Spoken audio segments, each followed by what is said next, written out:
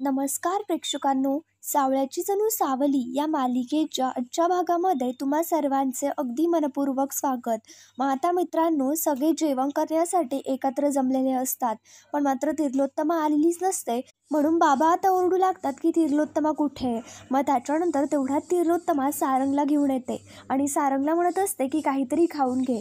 पण मात्र सारंग खाण्यासाठी नकार देत असतो आणि तिर्लोत्तमाला सांगतो की नाही, मला इच्छा नाहीये. पण मात्र तिर्लोत्तमा म्हणू लागते की माझी इच्छा आहे म्हणून खा. हे बघ सारंग, तो भूतकाळ होता आणि ते सगळं विसरून जा, कारण की भूतकाळ हा विसरण्यासाठीच असतो. सारंग फक्त शांतपणे तिर्लोत्तमाचं बोलणं ऐकत असतो आणि सावली हरवल्यामुळे सारंगचं कशामध्येच मन लागत नसतं. त्याला खावं प्यावंसं सुद्धा काहीही वाटत नसतं. तिर्लोत्तमा इकडे सांगत असते की तू त्या गोष्टीमध्ये अडकवून नको बसू. ती मुलगी तुझ्या आयुष्यामध्ये तिच्याच मर्जीने आली होती आणि गेली सुद्धा तिच्याच मर्जीने.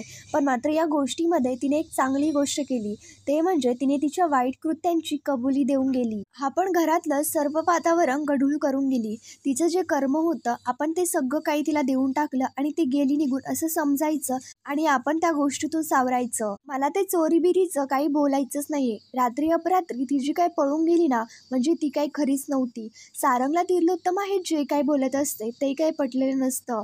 सगळेच आता शांतपणे फक्त तिर्लोत्तमाचं बोलणं ऐकून घेत असतात. इथे आता तिर्लोत्तमा सांगत असते की ती खोटारडीच मुलगी होती. जर ती खरी असती आणि जर तिला काही हवं असतं ना, तर तिने आपल्याकडनं स्वतः मागून घेतलं असतं. बऱ्या माऱ्या तर तिने केल्याच नसत्या. असं मला छातीत ठोकपणे सांगितलं असतं की मला हे हवंय. आता सारंग हे सगळं तिर्लोत्तमाचं बोलणं ऐकता याच्यावरती बोलू लागतो की आई, तू कधी कधी हे जे काय बोलतीयस ना, ते तर मला काही पटतच नाही. आता तिर्लोत्तमा लगेच डोळे मोठे करते आणि सारंगला म्हणते की माझं तुला म्हणणं पटत नाही. मग आता याच्यावरती सारंग म्हणू लागतो, आई खरंच सॉरी की आई, तूच तर मला म्हणतेस ना की जर कधी कधी आपल्याला पुढच्या गोष्टीचे विचार नाही पटले ना, तर त्या व्यक्तीला आपण स्पष्टपणे बोलून टाकावं. सावली घरातून नेमकं का निघून गेली ना, याचं कारण अजून कोणालाच कळलेलं नाहीये. मग आपणच हे सगळं असं का बोलतोय. आई, तू जे काही करतेयस, तुझं वागणं ना मला खटकतंय. आणि मग त्याच्यानंतर सारंग आता खूप काही बोलायला लागलेला असतो. बाबा इकडे सारंगला शांत करत म्हणतात की सारंग, हे बघ, तू जे काय बोलशील ना ते जरा जपून बोल. त्याच्यावरती सारंग सुद्धा बोलू लागतो की हो बाबा, मला कळतंय. पण मात्र तिर्लोत्तमा म्हणते की नाही, ठीक आहे, हरकत नाही, बोलू देत त्याला, बोल सारंग. सारंग आता बोलू लागतो की हे बघ आई, सावली चोर आहे हे याच्या आधी सुद्धा या घरामध्ये सिद्ध करण्याचा प्रयत्न केला गेला. पण मात्र आता तूच या प्रश्नाचं उत्तर दे, ते सिद्ध झालं का? इथे आता सारंगच्या बोलल्यानंतर तिर्लोत्तमा म्हणते की तुझं नेमकं काय म्हणणं आहे ते मला सांग. तू कुठलीही शहानिशा न करता फक्त त्या पोरीची बाजू घेत राहणार आहेस का? तू प्रत्येक वेळी त्याच मुलीची बाजू घेणार आहेस का? आता याच्यावरती सारंग उत्तर देतो की नाही आई, मला तसं म्हणायचंच नाहीये. मला फक्त एवढंच म्हणायचंय की कुठलीही शहानिशा न करता आपण कोणावरती असा आरोप नाही करू शकत, कोणाचीच नाही. म्हणून सावली बाबतीत मी कायम न्यूट्रल आहे. तिर्लोत्तमा आता म्हणते, काय म्हणणं नेमकं तुझं ते सांग. तुला जर असं म्हणायचं असेल की ती पोरगी या घरातून गेली म्हणून मी खुश आहे, आनंदात आहे, तसं जर असेल ना तर हो, मी खूप खुश आहे आणि खूप आनंदात आहे. आता हे सगळं तिर्लोत्तमाच्या तोंडून ऐकल्यानंतर इकडे ऐश्वर्याला तर खूप हसायला येत असतं. सर्व काही अगदी त्यांच्या मनाप्रमाणेच घडत असतं. सारंग तर आश्चर्याने इकडे तिर्लोत्तमाचं बोलणं ऐकत असतो, कारण तिर्लोत्तमा जे काही बोलत असते ते सारंगला अजिबात पटलेलं नसतं. तिर्लोत्तमा आता याच्यानंतर सांगत असते कारण की एका आईला त्याच्या मुलाचं उज्ज्वल भविष्य दिसतंय आणि एका आईला त्याच्या पलीकडे काहीच हवं नसतं. सारंग, तुला सुद्धा हे चांगलंच माहितीये की ती पोरगी मला खटकत होती, ती पोरगी मला अजिबात नव्हती आवडत. आणि ती पोरगी ही जी रात्री अपरात्री चिठ्ठी लिहून गेली ना, त्याच्यावरनं मला तर जे वाटत होतं ना ते आता सिद्ध झालंय. आणि तिर्लोत्तमा घरातल्यांना विचारत असते की अगदी बरोबर ना, मी जे काही बोलते त्यात काही खोट आहे का? पण मात्र आता तिर्लोत्तमाचं हे बोलणं बबलूला, सोमला, अमृताला, नीलला, बाबांना कोणालाच पटलेलं नसतं आणि सगळे मान खाली घालून शांत असतात. त्याच्यानंतर इकडे दुसरीकडे एक जोडपं आता त्याच्यानंतर विठुरायाच्या दर्शनासाठी गेलेलं असतं आणि डायरेक्ट देवाच्या गाभाऱ्यामध्ये दर्शन झालं म्हणून ते दोघी खूप खुश असतात, स्वतःला पुण्यवान समजत असतात. पण मात्र आता त्या नदीच्या काठी तिथे सावली वाहत वाहत आलेली असते आणि तिथेच किनाऱ्यावरती पडलेली असते. आता त्या जोडपं म्हणत असतं की देवाजीच्या चरणी आपली सेवा रुजू झाली, हेच आपलं खूप मोठं भाग्य आहे. आणि ते दोघेही विठुरायाचा गजर करत रामकृष्ण हरी म्हणत म्हणत तिकडनं वाट काढत असतात, चाललेले असतात. पण मात्र तेवढ्यात त्यांचं लक्ष इकडे सावलीवरती जातं आणि मग सावलीला पाहता ते म्हणू लागतात की जने, अगं तुला काही दिसतंय का? आणि आता जना उत्तर देते की पोरीवाणी कुणीतरी दिसतंय. म्हणजे आता त्यांना सावली दिसल्यानंतर लगेच ते धावत धावत इकडे सावलीकडे येतात. आणि सावलीला असं शांतपणे पडलेलं पाहता त्यांना ही गोष्ट तर समजलेली असते की ही पोरगी नदीतून वाहून आली आहे. त्यांना सावली नेमकं कोण आहे, काय आहे, काहीच माहिती नसतं. आणि सावलीला असं पडलेलं पाहता, तिच्या डोक्याला मार लागलेला पाहता त्यांना तर मोठा धक्काच बसतो. त्याच्यानंतर इकडे दुसरीकडे सारंग तिर्लोत्तमा बरोबर बोलत असतो. मग आता सारंग म्हणतो, आई आता पुढे जाऊन जर आपल्याला कळलं की हे सगळं सावलीने मुद्दाम केलेलं नाहीये, हे सगळं घडवून आणलं, याच्यामध्ये सावलीचा काहीच दोष नाहीये, तर काय करायचं? आता इथे ऐश्वर्या लगेच आता आश्चर्याने पाहू लागते. याच्यावरती तिर्लोत्तमा लगेच बोलू लागते, म्हणजे तुझं असं म्हणणं आहे की ऐश्वर्या खोटं बोलतेय आणि ती सुद्धा आपली ऐश्वर्या? तिर्लोत्तमाचा ऐश्वर्यावरती खूप विश्वास असतो आणि तिर्लोत्तमा त्याच विश्वासात बोलत असते की ऐश्वर्या ही मेंदळे कुटुंबाची सून आहे आणि ऐश्वर्या कधी खोटं बोलूच शकत नाही. पण मात्र मित्रांनो, हे सर्व काही कटकारस्थान ऐश्वर्यानेच केलंय हे आपल्या सर्वांनाच माहिती आहे. आणि जेव्हा की आता हे सगळं ऐश्वर्याने केलं हे तिर्लोत्तमाला समजेल, तेव्हा तिर्लोत्तमाची काय रिॲक्शन असेल हे पाहायला मज्जा येणार आहे. इथे आता तिर्लोत्तमा बोलू लागते की बरं ठीक आहे, तू म्हणतोयस त्याप्रमाणे ऐश्वर्या खोटी आहे आणि जर ऐश्वर्याने जर काही केलं असेल, ती खोटं बोलत असेल ना, तर मी स्वतः ऐश्वर्याला शिक्षा देईन. तर मी स्वतः माझ्या हाताने तिच्या मुस्कटात देईन. मग आता तिर्लोत्तमा जे काही बोलत असते त्याच्यामुळे अस्मी तर खूप घाबरून जाते. पण ऐश्वर्याला काहीच वाटत नसतं, कारण तिला असं वाटत असतं की तिचा प्लॅन पूर्णपणे सक्सेसफुल झाला. इथे आता त्याच्यानंतर त्या जोडप्यामधली ती जना खूप घाबरून गेलेली असते आणि आता तिच्या नवऱ्याला सांगत असते, अवश्य का बघत बसलाय तुम्ही? तुमचा ना वैद्याचा अभ्यास झालाय, असे बघत नका बसू, काहीतरी करा. आणि मग त्याच्यानंतर आता लगेच ते सावलीला नेमकं काय झालंय हे पाहू लागतात. सावली तर जिवंत असते, तिला काहीही झालेलं नसतं. त्यांना आता समजलेलं असतं की सावलीच्या फुफ्फुसामध्ये पाणी असेल, म्हणून आता ते दोघेही मिळून सावलीचं आता हृदय दाबतात आणि तिच्या फुफ्फुसातलं जे काही पाणी असेल ते तोंडातून बाहेर काढतात. आता त्या वैद्याच्या खिशामध्ये एक आता औषधी असतं आणि मग त्याच्यानंतर लगेच ते औषध आता ते सावलीच्या तोंडामध्ये टाकतात आणि त्याच्यामुळे सावलीला बरं वाटायला लागतं. आणि मग त्याच्यानंतर सावली सारंग सर असं म्हणत असते. सावलीला नेमकं काय झालं हे तर कोणाला काहीच समजत नसतं आणि ते दोघे देखील शांत असतात. त्याच्यानंतर इकडे दुसरीकडे तिर्लोत्तमा सारंगला सांगू लागते, मला तर काहीच समजत नाहीये, सारंग सर करत करत त्या पोरीने नेमकं काय जादू केली तुझ्यावर? आणि मग त्याच्यानंतर सावली इकडे सारंगला खायला बसवत असते. सारंगला सांगत असते, बस इथे शांतपणे आणि गुपचूप खाऊन घे. इथे आता तिर्लोत्तमा म्हणत असते, मी सांगितलंय अस्मीला की ती पोरगी घरातून गेली म्हटल्यानंतर काहीतरी गोड गोड कर, म्हणून तिने खूप प्रेमाने तुझ्यासाठी शिरा बनवलाय, जरा खाऊन घे. आणि मग त्याच्यानंतर अस्मीला फक्त सिंपती मिळवायची असते, म्हणून आता बारीक तोंड करून अस्मी आता जणू काही ती खूप गरीब आहे असं नाटकं करत तिथे उभी असते. आणि मग त्याच्यानंतर इथं तिर्लोत्तमा अस्मीला पाहते आणि लगेच सारंगला म्हणते, बघ जरा तिच्याकडे, ती पोरगी कशी शांतपणे तिथे उभी आहे. सारंग लगेच आता अस्मीकडे पाहायला लागतो, पण मात्र त्याला अस्मीबद्दल काहीही वाटत नसतं. आणि मग त्याच्यानंतर तिर्लोत्तमा अस्मीला बोलून घेते आणि सांगते की अस्मी ये तू इथे आणि वाढ त्याला. आणि मग त्याच्यानंतर सगळेच तिथे शांतपणे टेबलवरती बसलेले असतात आणि आता तिर्लोत्तमा अस्मीला सांगते की अस्मी वाढ तू त्याला. आणि अस्मी लगेच तिने बनवलेला शिरा इकडे सारंगच्या प्लेटमध्ये वाढू लागते. पण मात्र सारंग शिरा नको म्हणून लगेच अस्मीचा हात पकडतो आणि शिरा खाण्यासाठी सक्त नकार देतो. आणि सगळेच आता इकडे सारंगकडे फक्त आश्चर्याने बघत असतात.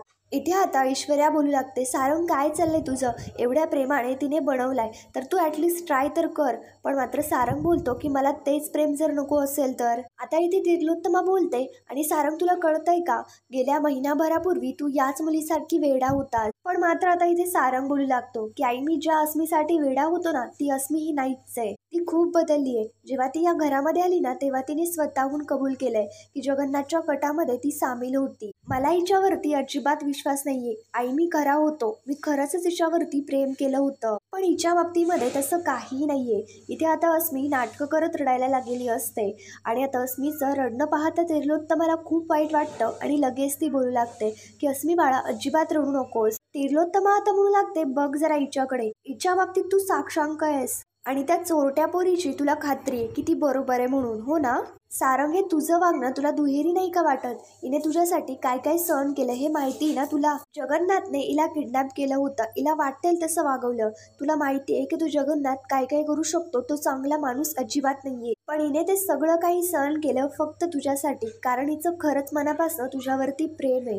तिर्लोत्तमा आता इथे अस्मीची बाजू घेऊन बोलत असते आणि सारंगला असं पटवून देत असते की अस्मीचं किती प्रेम आहे म्हणून. आता तिलोत्तमा सांगत असते ही तिथे राहते ना जी फक्त तुझ्यासाठी म्हणून, आणि तूच तिच्यावरती विश्वास नाही ठेवत. ती कशी खरी आहे, ती कशी निर्दोष आहे याचेच पुरावे तू तिच्याकडनं मागतोयस. तू तिला प्रेशराईज करतोय आणि तू हे बरोबर करतोय असं वाटतंय का तुला? ती मुलगी साधी आहे म्हणून सहन करते. इथे तिलोत्तमा फक्त अस्मी अस्मी करत असते, पण सारंगच्या डोक्यामध्ये सतत फक्त सावलीचाच विचार सुरू असतो. सारंग म्हणतो की सावलीने काहीच सहन नाही केलं का आई? ज्या दिवशी सावली या घरामध्ये आली ना तेव्हापासून ती किचनमध्ये राहतीये. किचनमध्ये जो टेबल आहे ना त्याच्या बाजूला सावली झोपते ग. आपण साधं या घरामध्ये तिला झोपण्यासाठी सुद्धा जागा दिलेली नाहीये. ती आल्यापासून कोणीच तिच्या बरोबर चांगल्या पद्धतीने वागत नाही. साधा माणूस म्हणून सुद्धा कोणी तिच्या बरोबर चांगलं नाही वागलं. तिने सगळं काही सहन केलं. आई सावलीमध्ये आणि हिच्यामध्ये तुलना कधीच होऊ नाही शकत. सारंगचं आता हे बोलणं ऐकल्यानंतर तिलोत्तमा म्हणू लागते, तुलना नाहीच होऊ शकत आणि तू कधी तुलना करूच नकोस. कारण अस्मी आणि त्या चोरट्या पोरीबरोबर तुलना करूच नकोस, कारण ही पोरगी खरी आहे. अस्मीने आल्या आल्या तिच्या गुणाची कबुली देऊन टाकली आणि तिने काय केलं, ती स्वभावाने चांगली आहे, प्रेमळ आहे असं म्हणत तिने तुझ्यावरती प्रेमाचं जाळं टाकलं. विश्वास संपादन केला, तुला आपलंसं केलं आणि मग काय केलं, जाताना तिच्या गुन्ह्याची तिने कबुली दिली. आणि या गोष्टीवरनं सिद्ध होत आहे की मला तिच्याबद्दल जे काही वाटतंय ना ते अगदी बरोबर आहे. तिलोत्तमा इथे फक्त सावलीला वाटेल तसं बोलत असते, पण मात्र सारंगला ते अजिबात पटत नसतं. कारण की सावलीबद्दल त्याचा ठाम विश्वास असतो की सावली असं काही करूच शकणार नाही. इथे आता तिलोत्तमा म्हणते की सारंग तू ही गोष्ट कबूल कर की तू पुन्हा एकदा फसलास. आता इथे तिलोत्तमा जे काही बोललेली असते त्या गोष्टीमुळे सारंगला खूप वाईट वाटलेलं असतं. त्याला आता खूप त्रास होऊ लागतो. सारंग आता लगेच तिकडनं रागातच निघून जातो, पण मात्र तरी सुद्धा घरचे सगळे शांतच असतात. त्याच्यानंतर इकडे दुसरीकडे आता त्या जोडप्याने सावलीला घरी आणलेलं असतं. आता ते सावलीवरती उपचार करत असतात. सावली मात्र शांतपणे निश्चिंत तिथे पडून राहिलेली असते. सावलीच्या अंगावरती खूप ताप असतो. जनाई ते सांगत असते की अहो पटापट काहीतरी करा, पोरीचा ताप उतरणं झालाय. आता त्यांच्या पद्धतीने त्यांना जे जे काही उपचार करता येत आहेत ते सर्व काही उपचार ते सावलीवरती करत असतात आणि फक्त सावलीला बरं करण्याचा प्रयत्न करत असतात. आता ते वैद्य काका इथे आता विठ्ठलासमोर रिक्वेस्ट करत म्हणत असतात की विठ्ठला हे बघ, तूच आता सगळ्या जगाचा खेळ मांडतोस. ही पोरगी नदीकाठी गावली हा सुद्धा ना एक तुझाच खेळ आहे. तू सुद्धा विठुराया भक्तांची परीक्षाच घेतोयस ना. तुला काय करायचंय ना ते घे, तुला जेवढी परीक्षा घ्यायची ना तेवढी घे, पण मात्र तिला लवकरात लवकर बरं कर. त्याच्यानंतर इकडे दुसरीकडे सारंग तर सावलीच्या विचारांमध्ये खूप अस्वस्थ झालेला असतो. त्याला तिलोत्तमाचं बोलणं आठवत असतं आणि तिलोत्तमा सावलीबद्दल जे काय वाटेल तसं बोलत असते त्या गोष्टीबद्दल त्याला खूप वाईट वाटत असतं आणि ते त्याला अजिबात पटलेलं नसतं. आणि याच गोष्टीमुळे कुठेतरी सारंग पूर्णपणे खचून गेलेला असतो. सारंग इथे स्वतःशीच सावलीला म्हणू लागतो, सावली अगं कुठे गेलीयस तू आणि नेमकं का गेली तू अशी निघून? मला किती त्रास होतोय तू अशी निघून गेल्यानंतर, माहितीये का तुला? माझ्या एकाही प्रश्नाचं उत्तर सापडत नाहीये.